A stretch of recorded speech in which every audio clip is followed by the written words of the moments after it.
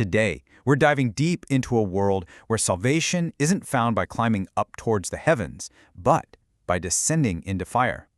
We're going to unpack a parable that honestly challenges everything we think we know about progress, about comfort, and about the painful but beautiful process of becoming who we're really meant to be.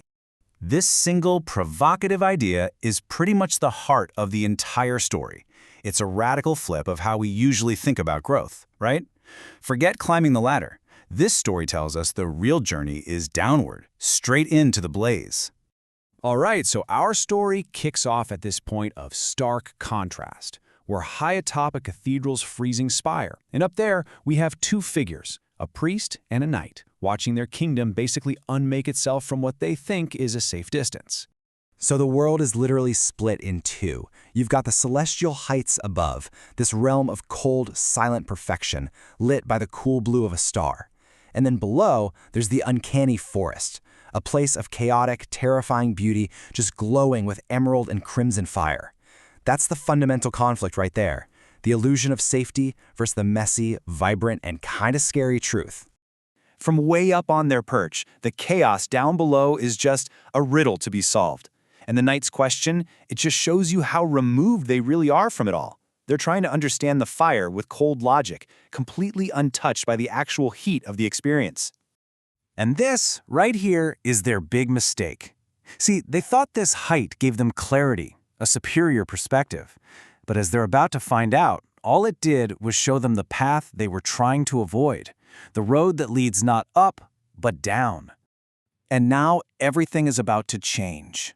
The cold, silent heavens are about to speak, and with a single voice, shatter the entire worldview these characters have built their lives on. This is the end of what the story calls the silence of heaven. The great star itself speaks, and its message is a complete reversal of their entire quest. It tells them, point blank, you've been going the wrong way. The truth isn't up here in the cold, detached light. It's down there, in the very heart of the blaze. So, the star reveals the fire's real purpose. It's not destruction, it's purification.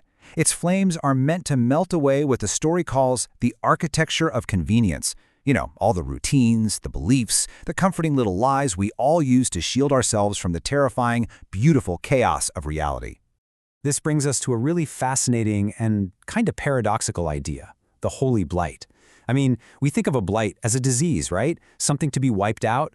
But here, it's a sacred affliction, a painful, purifying truth that burns away all our masks and leaves our true selves totally exposed.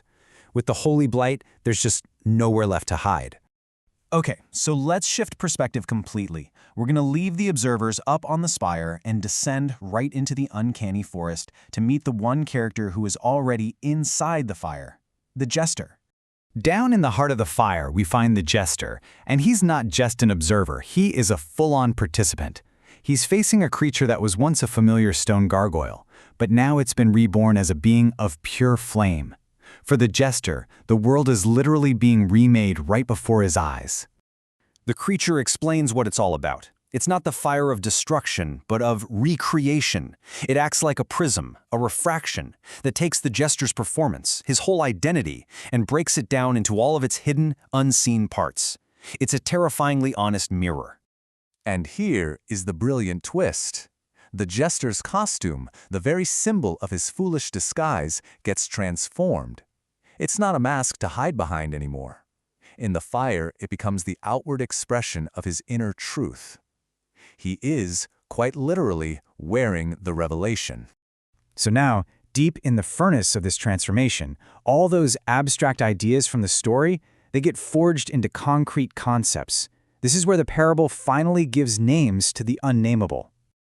The fire burns away the old idea of the soul as something static, something to just be protected or saved. Instead, it reveals the spirit for what it really is, a relentless questioning force.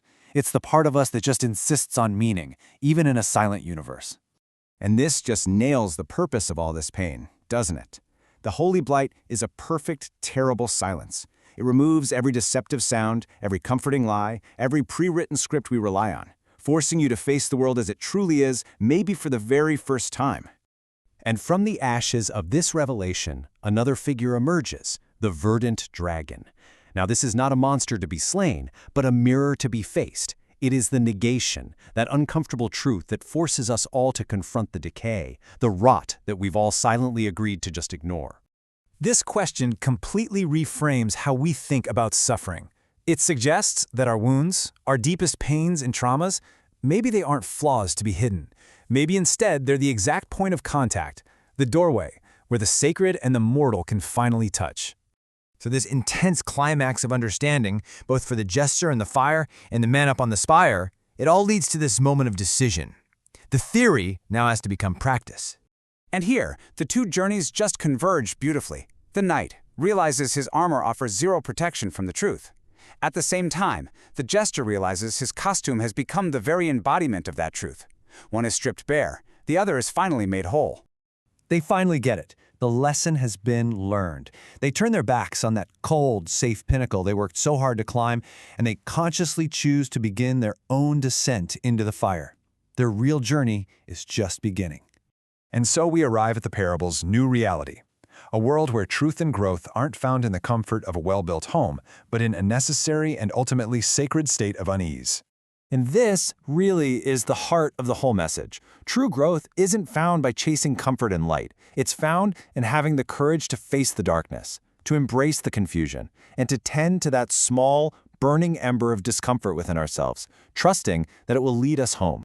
In the end, this parable isn't just a story about a knight, a priest, and a jester, is it? It's a mirror.